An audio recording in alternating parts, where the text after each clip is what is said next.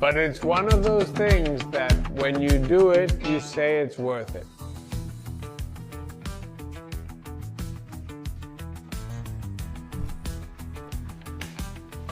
Tell me one thing before we continue. Are you into spoon dishes or not? Today in Saladolandia, some chickpeas with pork shoulder and chorizo, the real kind, the ones that smell like home. Nothing complicated, nothing modern, just good ingredients and a bit of time. First optional little trick. Not everyone does it, but I always recommend adding pork shoulder. A few hours to desalinate, that is, in water, to remove the excess salt and also to make it softer. I love this meat when it almost falls apart on its own at home. This was already being done because there's some debate about this topic. And it's good to leave the chickpeas soaking in plenty of water from the night before. And if the water's cold, even better, so they get hydrated and soft.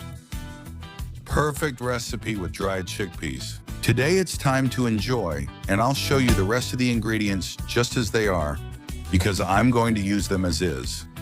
Manchetta, 2 good strips or 2 good pieces, 4 peeled but whole garlic cloves, and 2 meat chorizos. As always, use the ones you like the most. See, these are simple ingredients: chickpeas, chorizo, bacon, garlic, and patience. A bit of pork belly also makes it really tasty, but paprika doesn't come into play. Not now. I'll tell you about it later. No sautés or anything like that. Everything goes straight into the pressure cooker. Here I have a pressure cooker, and I'm adding in what we talked about earlier. Directly the chickpeas, straight in, the piece of bacon, a good chunk I had left over here. And we're going to add 2 strips of pork belly and 2 chorizos.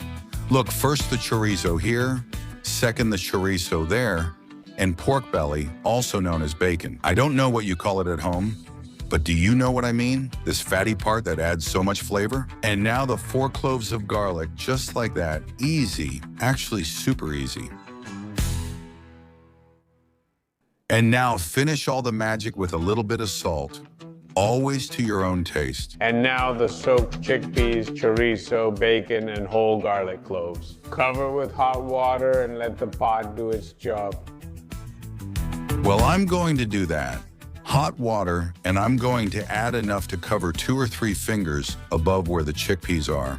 Personally, I always like to give everything a little stir. It feels like the flavors get distributed better, but maybe that's just me.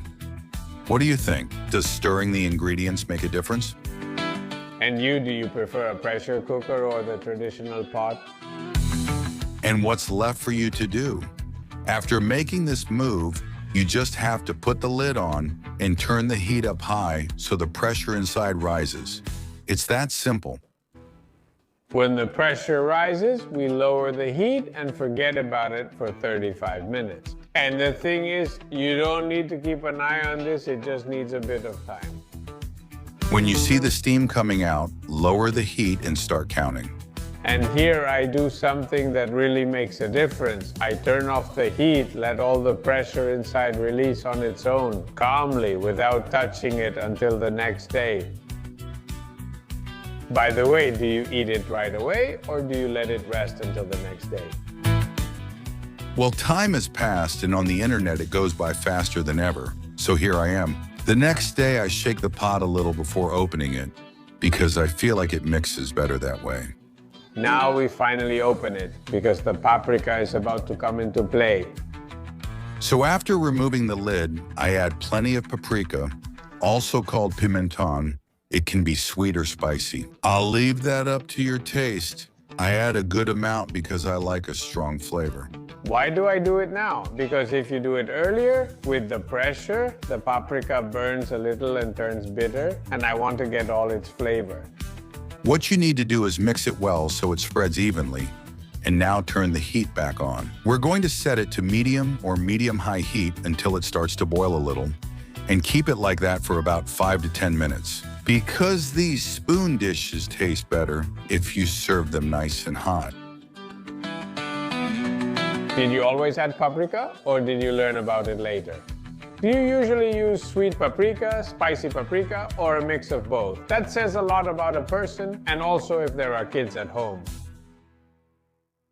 This has been heating up for a while now, so I think I can serve it already. Here, It already smells like good food. If you see it's too liquid, we let it reduce for a few more minutes boiling, and if it's thick, perfect, either more soupy or thicker. There's no right answer here. so let's enjoy. The first thing I do is set aside the meat, that is, the chorizo, the pork shoulder, and everything else. I'm going to put it on a plate, letting some of the liquid drain off. That way, I make sure I can put a little bit of everything on each of the plates we're going to serve. Look at that big plate of meat. How delicious we're going to serve. Chickpeas, chorizo. We're also going to add a bit of pork belly here. A bit of perfect lacon. Perfect. The kind that gives you energy for the whole day. What do you feel like having? A spoon dish, one of the real ones, the kind that comforts you. It's not fast, it's not modern, but it's real food. And I've been told about two different versions, one with potatoes and another with a fried egg. Would you try any of them? If you like real traditional dishes, this one never fails.